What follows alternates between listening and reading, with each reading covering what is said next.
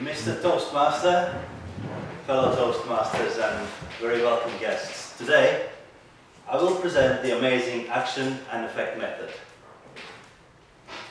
The action and effect method is part of continuous improvement theory created by Dr. Deming, and it teaches systems thinking, or in other words, seeing processes or a service as a whole rather than its separate parts. Like any other theory, this would be just that, a theory, unless it was tested and proven to be working. And it was tested in Japan after Second World War. The country was on its knees, and they welcomed Dr. Deming to teach them his theory, which they adopted fully. And today Japan stands for quality, innovation and efficiency. So how is that achieved? Well, there are three main principles to action and effect method. One is to having a goal.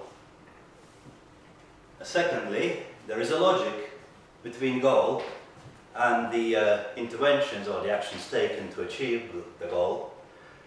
And lastly, well, there is an iterative process along the way.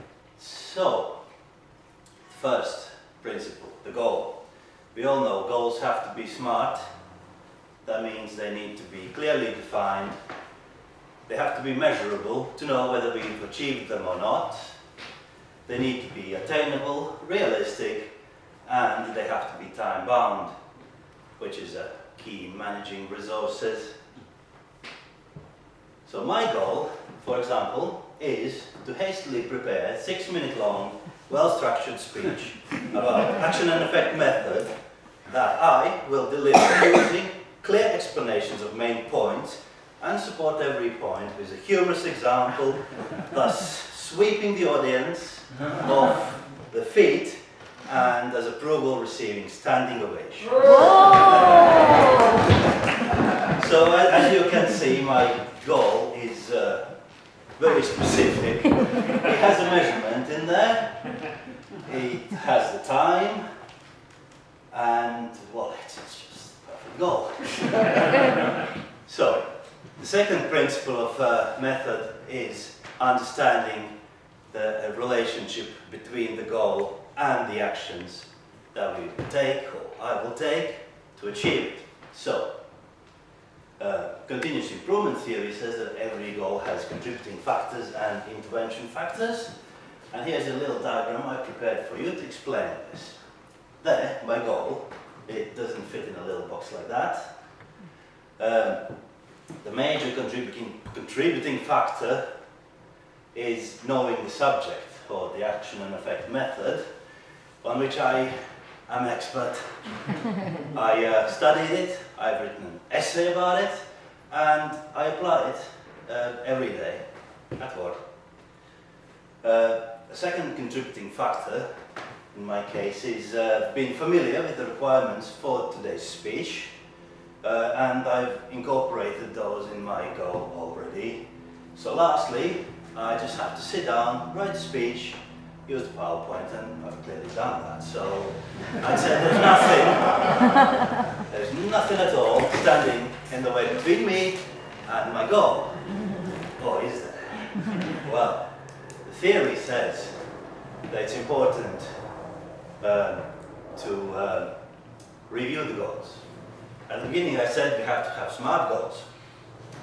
Well, it's even better to have smarter goals. And smarter stands for evaluated and reviewed, which is important. So if I don't achieve standing ovations tonight, I will have to go back to the drawing board, think again about my goal, the contributing factors, and what actions I could take. And in the end, it will probably look something like this. A diagram that was constructed for Chronic Obstructive Pulmonary Disease Improvement Initiative, this is the end product. But I can assure you, at the very beginning, it looked exactly like mine. So, to wrap this all up, let's just recap on what the action effect method is. Well, it is a project theory. It gives us a project theory that allows us to understand the relationship between our goals and the actions we take. And, if applied with a scientific rigor, it will allow us to work smarter, not harder, and we will remain unflappable facing the target of life. Mr. Toastmaster?